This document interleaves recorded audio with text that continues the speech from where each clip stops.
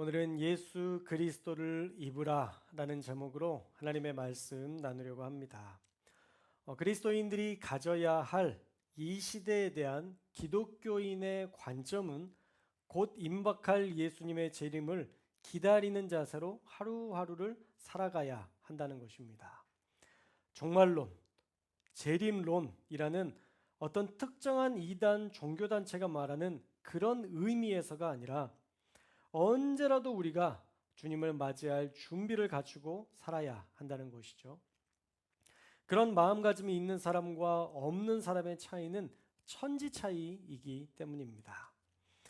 여러분, 마태복음 25장에 보면 열처녀 비유가 나옵니다.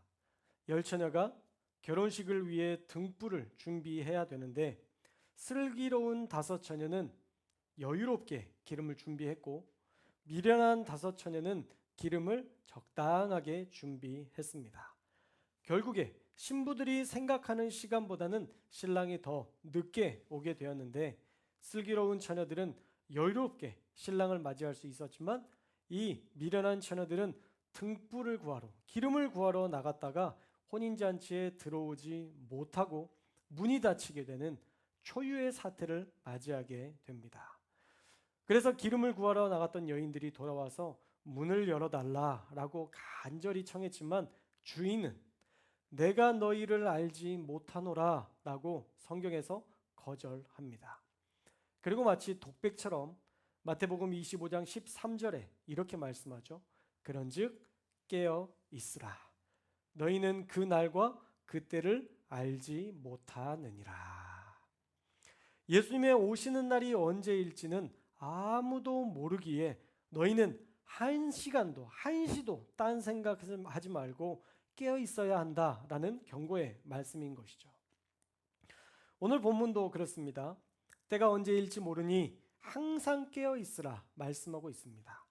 우리 로마서 13장 11절 말씀 함께 읽겠습니다. 13장 11절 시작.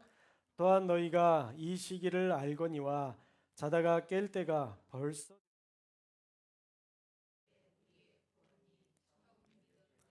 가까웠음이라. 아멘. 자, 그런데 마태복음 25장에서는 너희가 이 시기를 알지 못한다라고 말했는데 로마에서는 너희가 이 시기를 안다라고 말하고 있죠. 자, 그렇다면 종말의 시기를 안다는 건가요? 모른다는 건가요? 자, 마태의 종말에 대한 관점이 맞는 걸까요? 아니면 바울의 종말에 대한 관점이 맞는 걸까요? 물론 신학적인 관점과 성경적인 관점에서도 종말의 시기는 모른다. 그때와 그 시는 하나님만 아신다라는 것이 옳은 해석입니다. 그런데 왜 오늘 말씀에서는 바울은 너희가 안다라고 이야기했나요? 사실 너희가 이 시기를 알거니와라는 말씀은요. 그들이 이미 그 종말의 시기를 안다라는 의미가 아니라 특히 그 시기를 더 알아야 된다라는 의미예요. 특히 더 그 시기, 종말의 때를 너희가 알아야 된다라는 의미입니다. 그리고 그 시기는 카이로스, 하나님의 때, 하나님의 움직이시는 때라는 그 시간을 사용했는데요. 그러니까 하나님이 역사하시는 그 종말의 날과 그 시를 정확히 그때를 안다는 의미가 아니라 그 뒤에 나오려는 말을 강조하는 의미인 것이죠. 그래서 그 뒤에 나오는 말이 뭐냐면 자다가 깰 때가 벌써 되었다라고 얘기합니다. 그 하나님의 종말의 때를 어떤 날이라고 특정할 수는 없지만 종말이 임박했다라는 사실을 늘 기억하고 자다가도 지금 벌떡 일어나야 할 만큼 그리스도의 재림이 가까워졌다라는 의미인 것이죠. 자, 그러면 또 의구심이 들죠. 바울이 로마서에서 이렇게까지 말했다면 재림이 이미 오고도 남았어야 했는데 왜 예수님은 아직도 이 땅에 오시지 않으셨나요? 왜 예수님은 재림주로 다시 이 땅에 오시지 않으셨을까요? 라고 물어볼 수 있습니다. 그러나 계속해서 반복해서 말씀드리지만 종말의 때는 우리 인간에게 알게 하지 않으셨다는 거예요. 하나님이 날짜를 정하시고 하나님께서 천군 천사와 예수님을 다시 이 땅 가운데 보내실 그 날은 하나님이 하시고 하나님이 하실 일이지 우리가 알아야 될 일이 아니라는 거죠. 그리고 그 누구에게도 따로 알려주지 않겠다라고 확정하셨습니다. 그래서 예수님께서도 너희의 알 바 아니다 라고 말씀하셨어요. 뭐라고요? 너희의 알 바 아니다. 그때와 그 시는 내가 정할 것이고 내가 올 때에 내가 일할 것이다. 그러니 너희가 그때를 찾으려고 할 것도 아니고 그것은 너희와 상관없는 일이다 라고 확정하셨다는 거예요. 이 시기는 내가 결정할 일이지 피조물인 너희가 관여할 일이 아니야 라고 분명히 못 박으셨기에 우리는 종말의 때 날짜와 시간을 말하는 목사, 선지자라고 떠들어대는 그들의 소리에 귀 기울일 필요도 없고 귀 기울여서도 안 된다는 것입니다. 왜냐하면 그것은 하나님의 영역이기 때문입니다. 하나님의 때는 하나님이 정하신다고 했는데 아직도 종말의 날짜를 자기가 정하고 기도해야 한다고 떠드는 가짜들이 넘쳐납니다. 여러분 2013년에 제가 기억하는데요. 대한민국이 북한과 전쟁이 나서 불바다가 된다는 이야기를 떠드는 가짜 여자 목사들이 자칭 선지자들이 꽤 있었습니다. 너무 그럴듯하게 지금의 현실과 성경의 내용을 짜깁기 해서 불안을 조장했는데 그때 또 남북관계가 진짜 좋지 않았던 시기라 진짜 그 예언대로 그렇게 될 수도 있다는 생각을 저도 했었습니다. 그러나 12년이 지난 지금까지 불바다와 같은 전쟁은 일어나지 않았습니다. 한반도에 그런 일들은 없었죠. 그 여자 목사들이 말한 전쟁의 시기는 가짜고 대한민국을 살려야 한다는 가짜들의 호들갑은 진짜 가짜였다는 것이 분명해졌습니다. 여러분 날짜를 정하는 순간부터 그 사람이 가짜인 거예요. 종말의 때를 명확하게 확정하고 특정하는 그 사람은 명확하게 자기가 이단이라는 것을 밝히는 것입니다. 하나님은 너희가 알 바가 아니라고 말씀하셨고 하나님은 재림과 종말을 은밀히 준비하실 것입니다.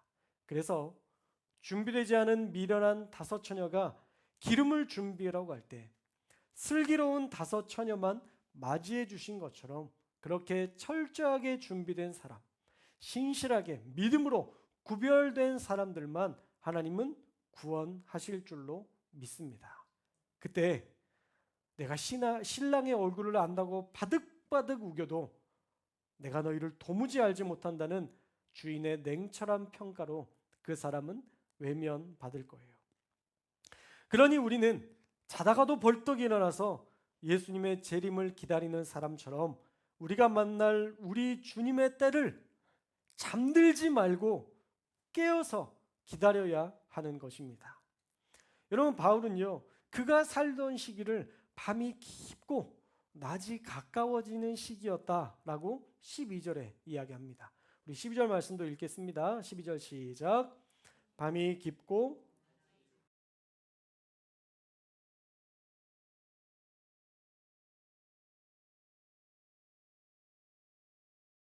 자, 밤이 깊었다는 것은 두 가지로 우리가 해석할 수 있는데요. 첫째로는 밤이 깊었기 때문에 대부분의 사람들이 잠들어 있는 시기였다라는 의미인 것이죠. 영적으로 무감각하고 점점 하나님과 멀어지는 영적으로 둔감한 시기가 되었다라는 의미일 수 있습니다. 그러니 우리도 세상의 그 둔감함에 편승하여 그들이 사는 것처럼 살아서는 안 된다라는 의미가 담겨 있는 것이죠. 지금은 밤이 깊었으니까 주님 절대 오시지 않아 라고 마음 편히 생각할 시기가 아니라는 겁니다. 왜냐하면 둘째 이유 때문인데, 둘째로 밤이 깊었다는 의미는 반대로 이야기하면 이제 아침을 맞이할 시기가 더 가까워졌다라는 의미이기 때문이에요. 여러분 밤이 진행되면 결국 아침이 찾아옵니다. 결국 아침을 맞이하게 되는 것이죠. 밤이 깊었기 때문에 이제는 아침이 가까워지는 시기가 된 거예요. 여러분 소환이 몇 월 며칠이에요? 1월 5일이었습니다. 대안이 언젠가요? 20일입니다. 여러분 이 시기가 가장 추운 시기라고 하죠. 소환.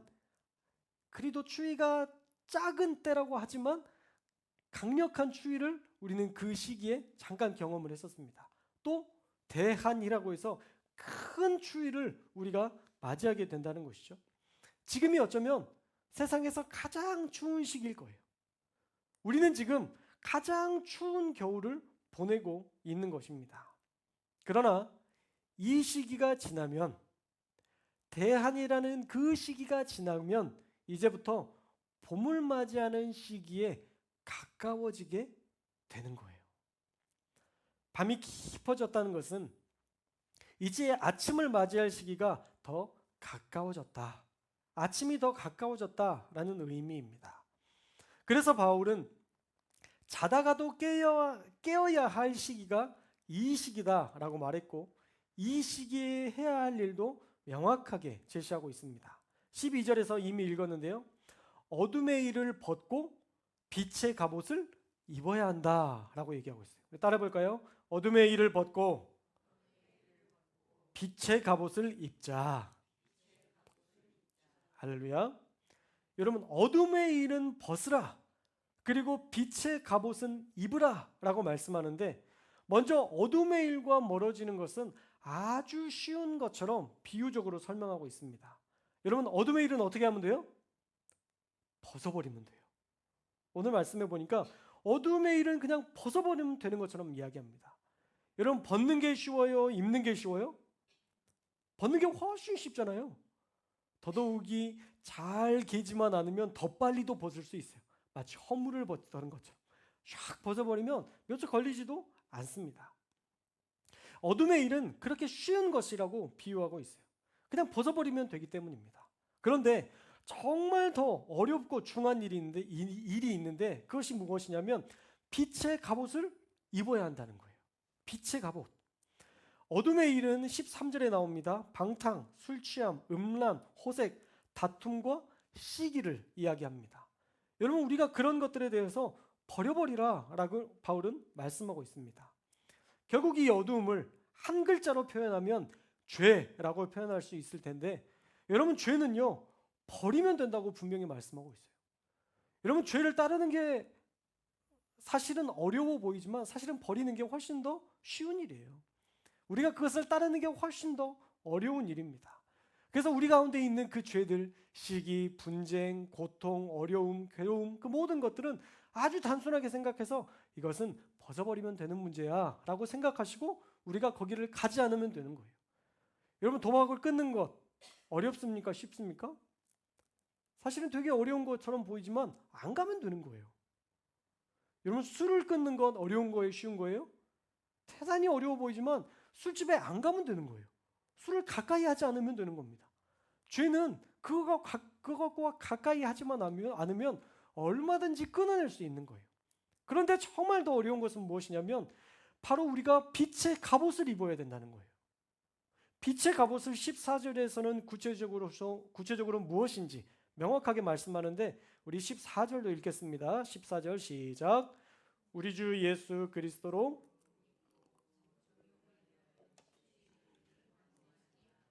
아멘. 자, 빛의 갑옷은 뭐예요?